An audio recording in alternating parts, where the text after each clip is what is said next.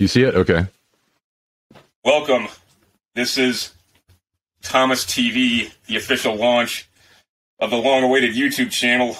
It is November 12th, 2022.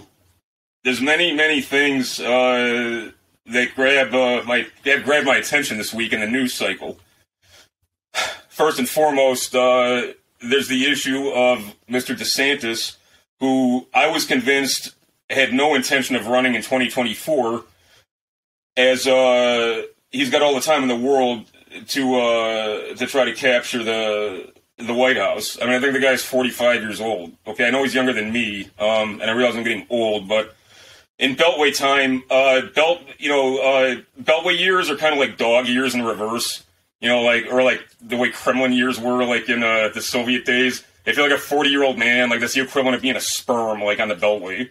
You know, so DeSantis has the next 70 years, give or take, to make the run for the White House. But it's pretty clear that the strategy to rook Trump now is the deep state, as well as, you know, the GOP establishment and Trump's enemies all in sundry. They apparently, I realize it hasn't been a formal announcement, but they apparently have convinced Mr. DeSantis to challenge Trump, and that is very interesting. But changing gears, I want to deal with the international situation, and I'm very pleased that Kerry is on board with us here, because his takes are always insightful and always bring insights to the table that I do not have. And the Russian withdrawal from Kherson is obviously what's on everybody's mind. Now, CNN, BBC, the Department of State, obviously their take on it is that this is a humiliating defeat for the Russian Federation. I think obviously the Russians aren't doing this from a position of strength, but a shot hasn't been fired yet. I believe some kind of negotiation is underway. I mean, there has to be. Otherwise, Biden admin wouldn't have indicated, you know, at the end of last week and the beginning of this week, as they reiterated, you know, that they want Moscow and Kiev to come to some kind of terms. But I know that the Russians aren't saying anything, and people in the pro-Russian camp, they're claiming that, you know, the Russians are reconstituting. You know, they have 300,000 reserves that are now ready for deployment.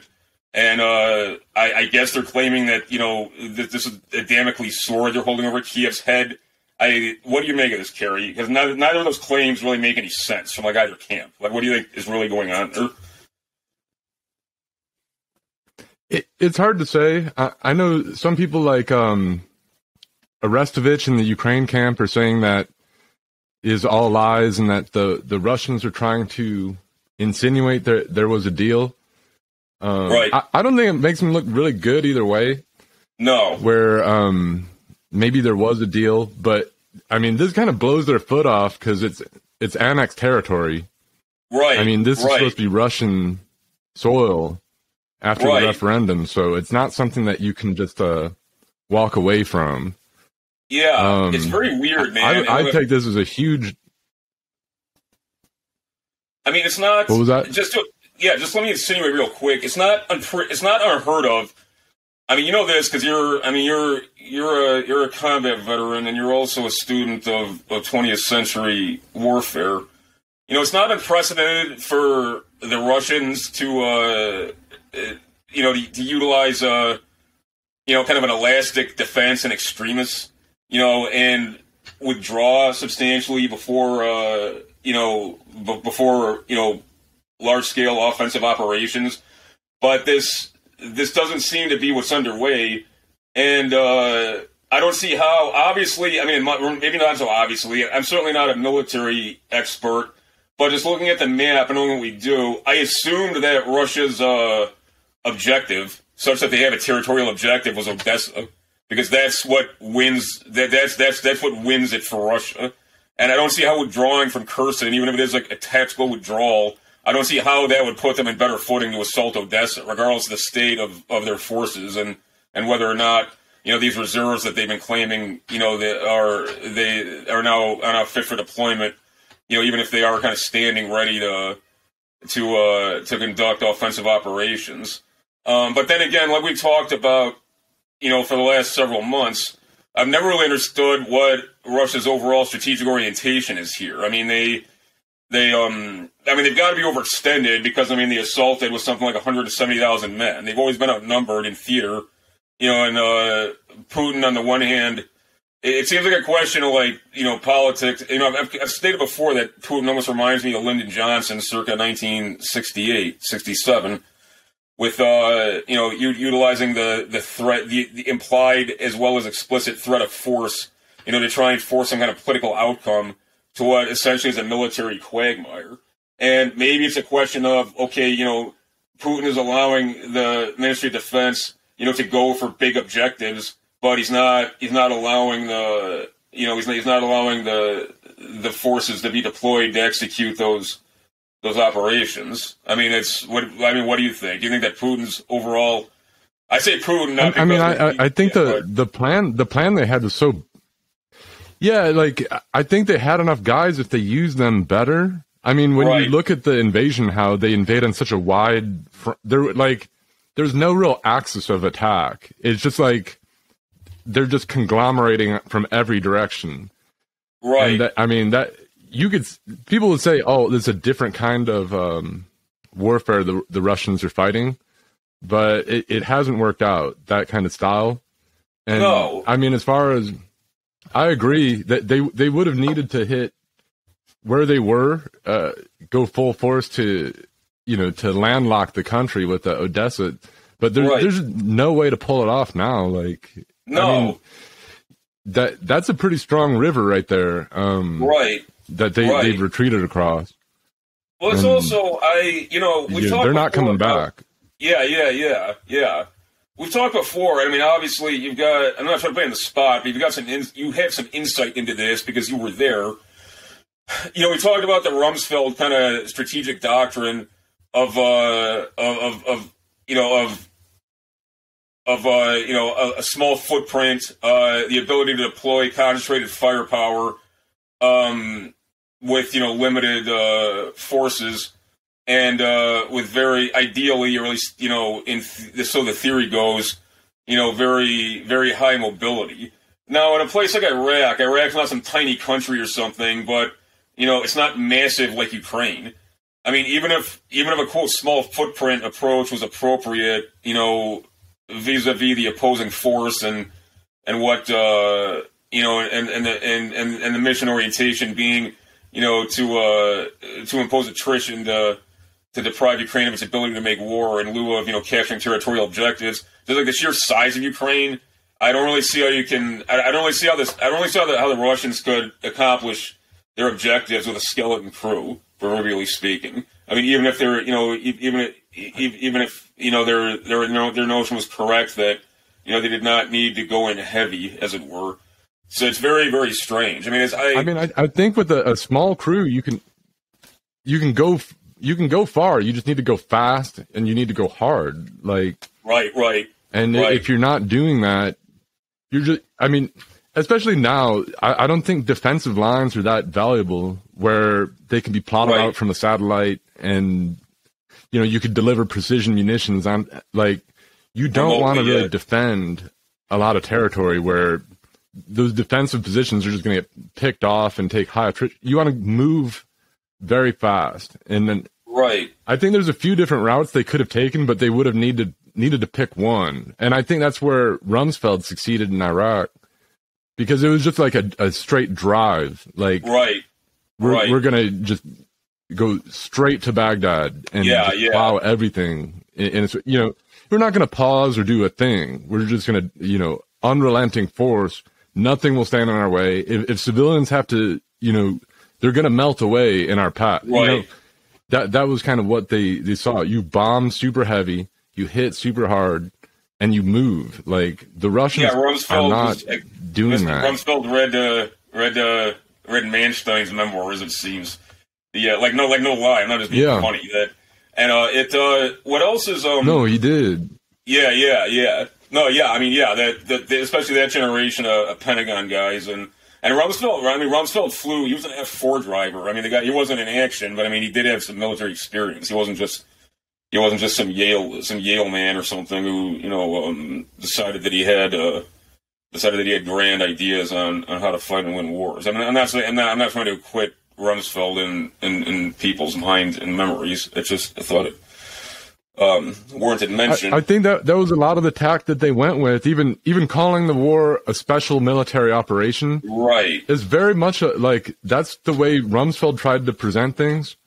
Right, we're going with a small crew, but this is a very special, new, modern war. It's not going to be like there's going to be very few medals of honor or anything like that because this is going to be like space age, pinpoint. Precision strikes and all this stuff. Well, it's weird, and they pulled that off in a way. I think the Russians tried to get like that. I mean, Obama took it further. I'll say too, where he did all special forces kind of war and direct action against individual. I don't think that was a good idea, but yeah, I think Obama went very far. He definitely was big on special forces, special operations, and it seems like Russians were trying to, they're looking at things like, oh, that's how you do it in the 21st century. Well, there's but a political. I don't think that they can pull it off, and the technology they don't have, the modernization hasn't gone the way. No, indeed. Well, there's no revolution in military affairs in Russia. Like they were playing catch up. Really from really the last 22 years. I say that because things were kind of in a weird sort of stasis under Yeltsin. I realized the first Chechen war happened then, but one thing that's peculiar is the political veneer that Putin is. I mean, I've made the point before. Putin, speaking of military experience, Putin has no military experience. He was a KGB man. I mean, he was a cop and an espionage guy, but he's obsessed with this idea that there's some kind of political solution to these basic kind of strategic exigencies. And the fact that things were allowed to get to the point where NATO was literally on Russia's frontier, actually or potentially, is unconscionable. I mean, I'm saying that like in a value neutral way, just, in terms of pure existential security considerations.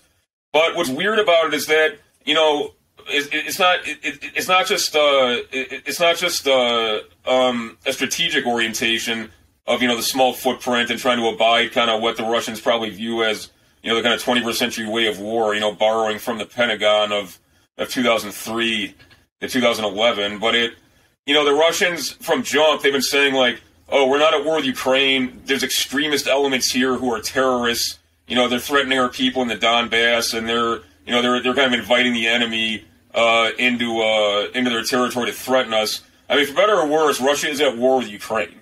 I mean, this should be the regime there is entirely hostile to Moscow. This was very deliberate. This has been cultivated over the last 20 years. I mean, I don't see how does it benefit to maintain this political fiction? I mean, the fact is not like it's not like world opinion is going to be like, oh, we were all wrong about Russia and Mr. Putin. Like he's right. He's fighting terrorists. It seems really, really out of touch. I don't know, and I don't see how. And I mean, even if that was successful, even if the favored strategy was successful, the Russians are basically there to rack up a body count. I mean, let's be honest, and there's no pretty way to sell that. I mean, you know that. You'd think that it's like, right. My point is like, why even bother? I mean, I would think if the foreign ministry should some statement like, where NATO's threatening us, a NATO deployment in Ukraine would, especially if there's potential for hypersonic missile platforms that could annihilate us with a splendid first strike. This is unacceptable, and leave it at that. Like, why try and create this kind of moral narrative that's not going to resonate with anybody? I mean, do you think it's part of the Russian kind of ongoing Russian kind of inferiority complex, or trying to participate in however fake it is? I think so. I mean, they've constructed a whole narrative. Yeah. Yeah, they had to make something like that. Oh, we're just getting the Nazis out of there. Everyone can agree with that, right? We're just getting the Nazis. We can all agree. Ukrainians are just like us. They're our bros. We just want to be together again and no one cares. I mean, it didn't work for it didn't even work for Obama, really. No. You know, anytime you go to war, there's going to be a lot of bad press about it, especially now. No one really buys into the humanitarian aspects of it. And I don't think people really, nobody supports a war on that basis. There'll always be the same people who will be opposed to any kind of military action as imperialist or you know, just mean, or they don't like people it. People just dislike Russia too. There's no way to really sell it. No. Well, it's weird too because it's not like Russia within 30 Americans have a short memory. Myself included. I study history all the time because of what my writing and research focuses on. But I'm not saying I'm exempt from this. But in historical time, 30 years, 33 years is not very long. And a lot of the men at the helm of the Russian Federation, including Putin himself, came up through the Soviet system. And the Soviets, other than selling the program to client regimes they were trying to cultivate, the Soviets never really cared about public image in the court of world opinion. The East Germans did, but that was a very different thing. And the Helsinki Accords, where during the Brezhnev era into the Andropov era, they made kind of a big deal about that. For those who don't know, the Helsinki Accords were the statement that people behind the Iron Curtain basically were going to be afforded the dignity that all humans are entitled to. Typical Wilsonian boilerplate language, and it was implied that multi-party elections were going to be permitted in some way behind the East Bloc, and the Russian this was viewed as a kind of a thaw within the neo-Stalinist regime of Brezhnev. And also the Soviets considered it to be something in their favor in terms of granting them credibility that they had theretofore lacked. However, at the same time, in this same era, a few years later, they shot down Korean Airlines Flight 007 when it breached airspace. In '79, they assaulted Afghanistan. It's not like the Russians were ever terribly concerned with how they were viewed. You know what I mean? So it's. Maybe Putin fancies himself a modernizer, and part of that is creating kind of a Western-centric narrative, not in terms of it praising the West, but in terms of kind of mirroring, its values in superficial terms, or at least what NATO and America present as its values. The whole thing is very weird, and Putin is very much an enigma in that regard.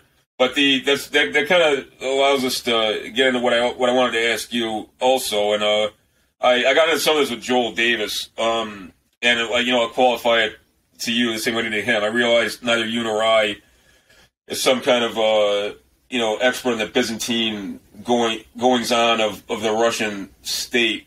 But do you think Putin is going to be sidelined, man? If people are really, really unhappy with the resolution of this conflict?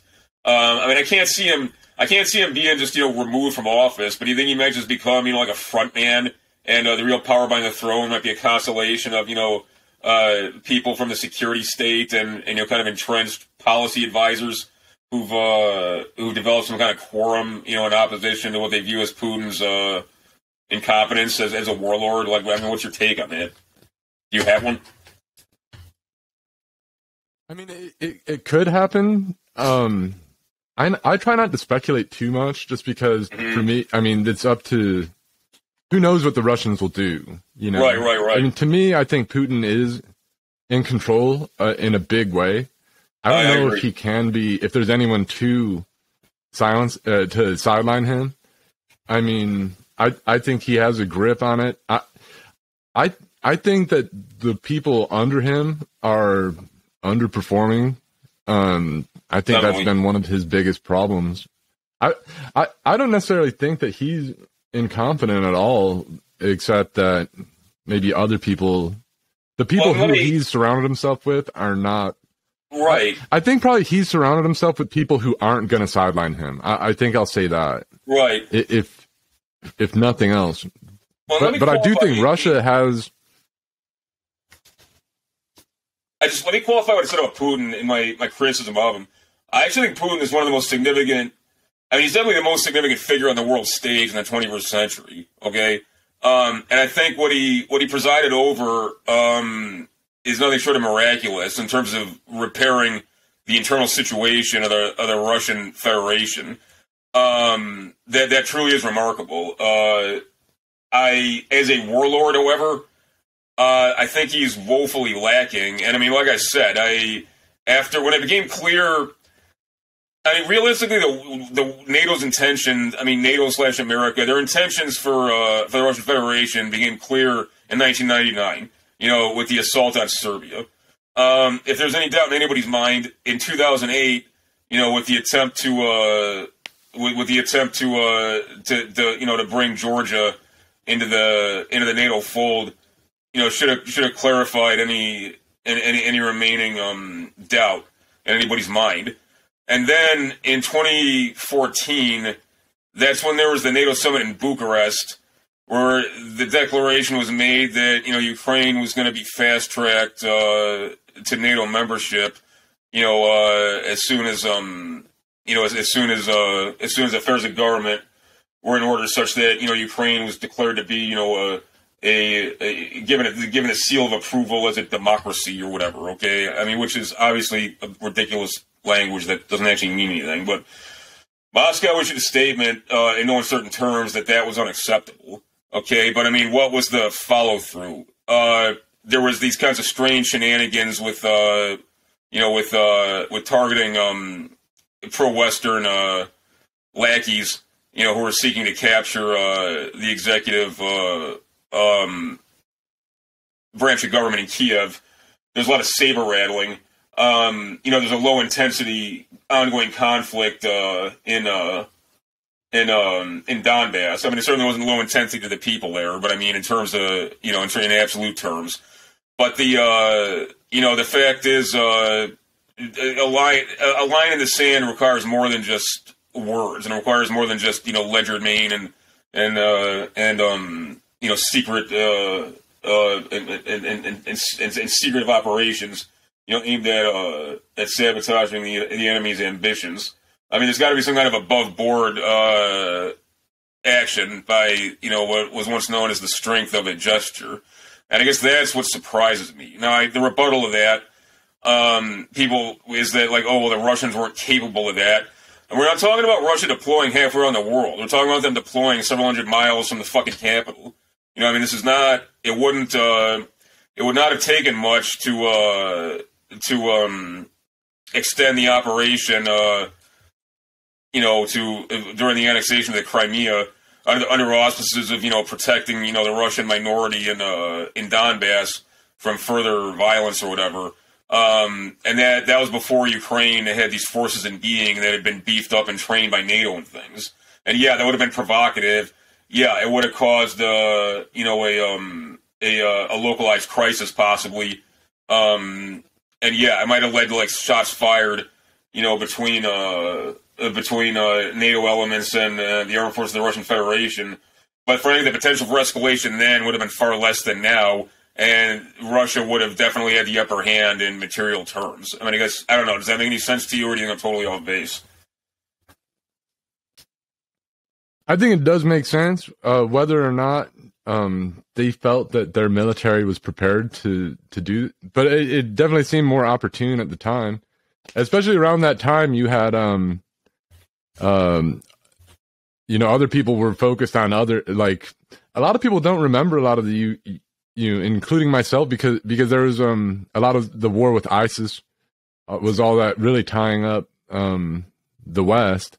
And dominating a real preoccupation, Yeah, so people didn't really concern themselves so much with what was going on in Ukraine, the Crimea, and so on. It might have been a better time. It's hard to say.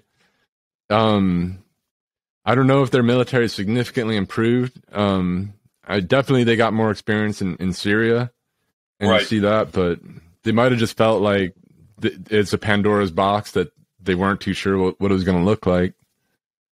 A lot of people say, that they are just overly careful about NATO, which is why they didn't drive further west, which they could have done from Belarus if they would have struck south. But people say they don't really want to get close to the Polish border or like a potential Article 5 situation.